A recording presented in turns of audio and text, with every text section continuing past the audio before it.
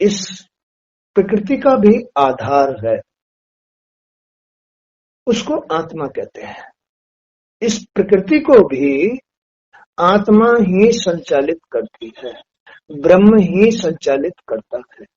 ब्रह्म की ही वो शक्ति है, ब्रह्म की ही वो प्रकृति है, प्रकृति ही शक्ति है इस संसार के अंदर जो सृष्टि रचती है, जो सृष्टि रचती है, जो त्रिगुणात्मक है, सतोगुणी, रजोगुणी और तमोगुणी है। वही ब्रह्म शक्ति इस संसार के अंदर वास करती है, जो संपूर्ण देवी देवताओं का अंश है, स्वरूप है, वो शक्ति ब्रह्म शक्ति। तो इस ब्रह्म शक्ति का स्वरूप है तीन गुण, वो त्रिगुणात्मक है, सतोगुणी, रजोगुणी और तमोगुणी। वो सृष्टि रचती है, वो पालन करती है, वो रक्षा करती है। ऐसी ब्रह्म शक्ति जो संसार भर के देवी देवताओं का अंश है, ब्रह्म शक्ति कहलाती है। तो श्री कपिल भगवान ने आगे कहा, हे माते, प्रकृति के विभिन्न तत्वों को जानने वाला मनुष्य प्रकृति के, अभी जैसा मैंने बतलाया, प्रकृति जो ब्रह्म शक्ति का स्वरूप है, प्रकृति जिसका आधार ब्रह्म ही है, आत्मा ही है। तो इस प्रकृति के विभिन्न तत्वों को जानने वाला मनुष्य प्रकृति के गुणों से मुक्त हो जाता है। जब हम प्रकृति के इन तीन गुणों के विषय में ही नहीं जानेंगे, तीन गुणों में होता क्या है? भक्ति होती है, सतोगुण होता है वो, एक रजोगुण होता है जिसमें सांसारिकता वास करती है, वासना, इच्छा, कर्म करना, व्यवसाय करना, नौकरी आदि करना, बहुत सारे ये सब रजोगुण में आते हैं। तमोगुण, तमोगुण जो हमको क्रोध आता है, गुस्सा आता है, या हम कुसंगति धारण करते हैं, या खान पीन हमारा अशुद्ध हो जाता है, ये तमोगुण है।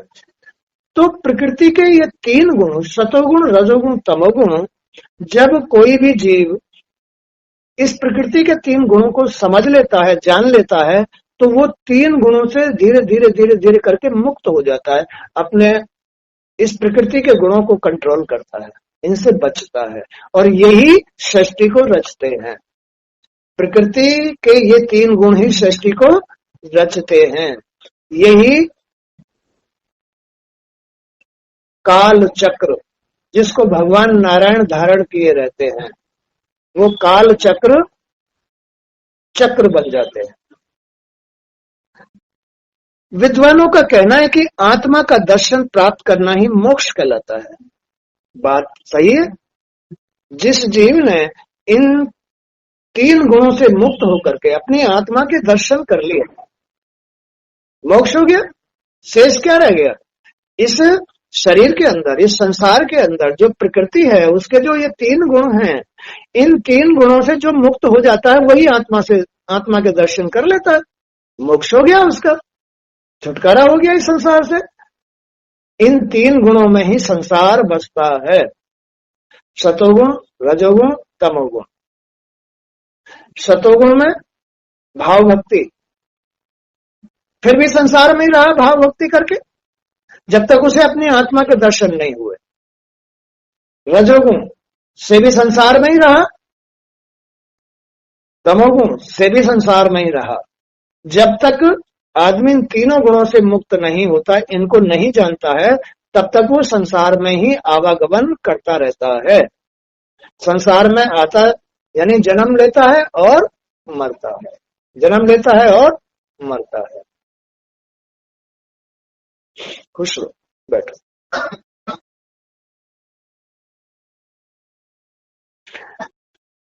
ऐसा इसका क्रम है। देखो कितने गहराई की बातें हैं।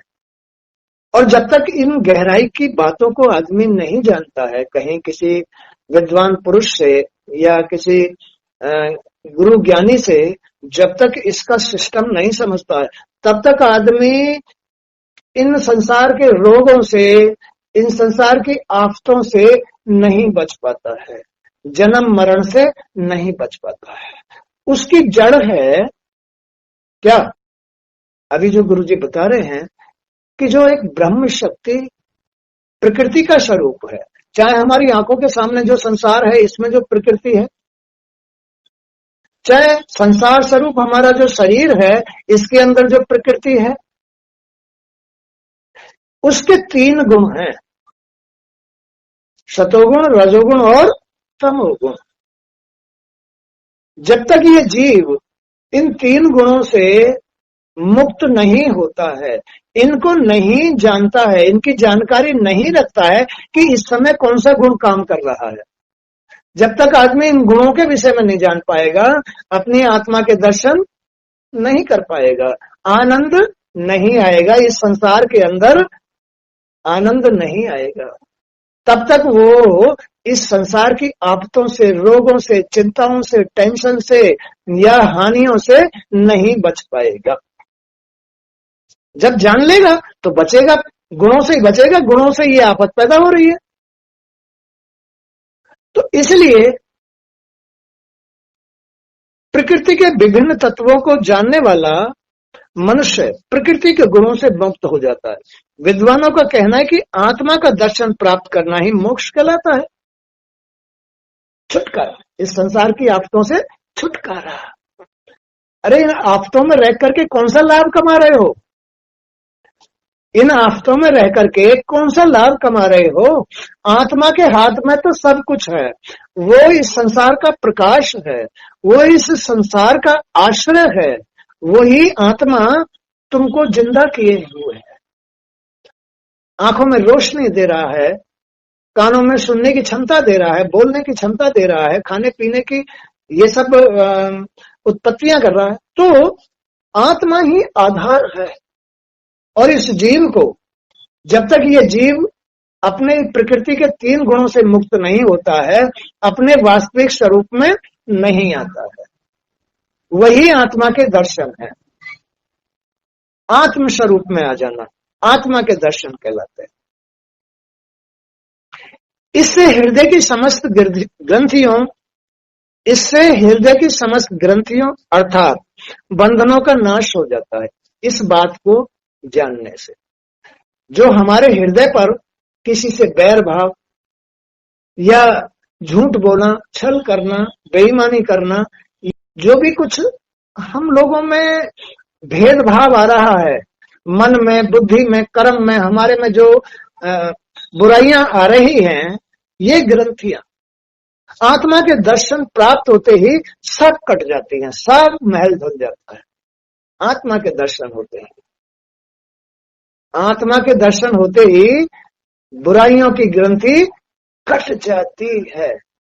आनंद आते ही, जब जीव में जीने का आनंद आना शुरू हो जाए तो समझो उसकी सारी बुराइयां खत्म हो गई, तभी आनंद आएगा। और अहंकार भी नष्ट हो जाता है। ये अहंकार की तो बीमारी है सारी। ये जो जितनी भी सांसारिक ग्रंथियां हैं, जो बुराइयां हैं, ये ही अहंकार का रूप होती हैं। ये अहंकार ही नहीं, मुझे मंदिर में नहीं जाना, मुझे भाव भक्ति नहीं करनी, मुझे गुरुजी की शरण में नहीं जाना, मुझे ज्ञान नहीं सुनना, और किसी को झूठ बोलता है, किसी को छल करता है, कहीं कुछ करता है, कहीं भेदभाव की बात करता है, कहीं लड़ाई करता है, कहीं बुरी चीजें खाता है, तो इससे ही अहंकार पैदा होता है। गंदगी जिसको कहते हैं, अपने आवेश, अपनी आत्मा से भिन्न हो जाना, आत्मा से भिन्न हो जाना ही अहंकार कहलाता है। तो यह सारा आकाश पृथ्वी, पाताल जिसके प्रकाश से जगमगाता है, जो आत्मा त्रिलोकी नाथ है, जो आत्मा नारायण है, जो आत्मा ब्रह्म है, वो जो त्रिलोकी नाथ है, तीनों लोकों में प्रकाश दे रहा है, वह आत्मा ही परम पुरुष का अंश है। वही आत्मा जो ये जीव है, जो बुराइयों से अहंकार में आ जाता है, जब इनसे तीनों गुणों से मुक्त हो जाता है, तो वही जीव आत्म स्वरूप हो जाता है और अपनी आत्मा के दर्शन कर लेता है, आत्म स्वरूप हो जाता है। वही उस ब्रह्म का अंश है, उस परमात्मा का अंश है आत्मा। लेकिन ये आत्मा तभी प्राप्त हो सकती है जीव को, जब इस संसार की बुराइयों से मुक्त होगा, जब उसके हृदय की बुरी ग्रंथियां कट जाती हैं, तब छल करना, झूठ बोलना, कुसंगति में बैठना, अशुद्ध भोजन करना, ये सब जब छूट जाता है, तब उसके हृदय की जो ये गंदगी है, मन की, बुद्धि की, अपने चित्त की, ये गंदियां इनमें ही तो वास करती हैं। और फिर गंदगी के अनुसार ही वो सोचता है, गंदगी के अनुसार ही वो बोलता है, गंदगी के अनुसार ही वो रहता है, गंदगी के अनुसार ही वो कर्म करता है। तो जब तक इस जीव की ये ग्रंथियां नहीं कटती हैं, तब तक उसे अपनी आत्मा का दर्शन नहीं होता है, अपने वास्तविक स्वरूप का दर्शन नहीं होता है। और वही आत्मा उस परमात्मा का अंश है, आत्मा कहलाती है। वह अनादि अनंत, वही आत्मा अनादि है, जो स्वयं प्रकाश है, जो परमात्मा का अंश है, वो अनंत है, अनादि है, निर्गुण है। आत्मा तो निर्गुण है, निर्गुण है, उसमें ये गुण नहीं है जो संसार में प्रकृति है। इस प्रकृति के अंदर तो गुण है, लेकिन आत्मा में गुण नहीं है। आत्मा का कोई स्वरूप नहीं है, वो तो खाली प्रकाश है, प्रकाश है वो तो, जो अनादि है। अनादि जिसका कोई ना आदि है, ना अंत है, ना जन्म है, ना मरण है, ना उसका कोई अंत है, निर्गुण है, कोई गुण नहीं है आत्मा के अंदर, प्रकृति से परे है। इस प्रकृति, जब प्रकृति तो त्रिगुणात्मक है, लेकिन आत्मा निर्गुण है, उसमें कोई गुण नहीं है।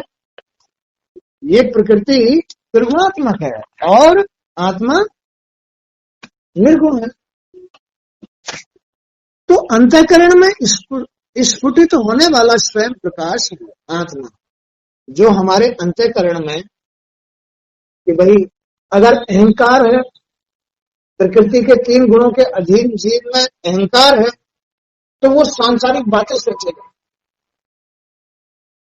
अब गुणों के अनुसार उसका जीवन व्यतीत होता है। हर आदमी का जीवन गुणों के अनुसार व्यतीत होता है, किसी का भाव भक्ति के अनुसार, किसी का संसार में विषय वासना, इच्छा या कर्म, व्यवसाय या नौकरी, इसके अनुसार, या फिर तमोगुण में, कुसंगति में, गलत खाना, गलत बैठना या गलत कर्म करना। तो सबका इन 3 गुणों के अनुसार जीवन व्यतीत होता है। आत्मा तो केवल उसको प्रकाशित करती है। क्या करती है? प्रकाशित करती है कि तू अहंकार में तो अहंकार के कर्म कर, और भाव भक्ति में तो भाव भक्ति के कर्म कर। आत्मा तो प्रकाशित करती है, उसे जागृत कर रही है, प्रेरित कर रही है, प्रेरणा दे रही है, बस इतना काम करती है, क्योंकि वो निर्गुण है, निराकार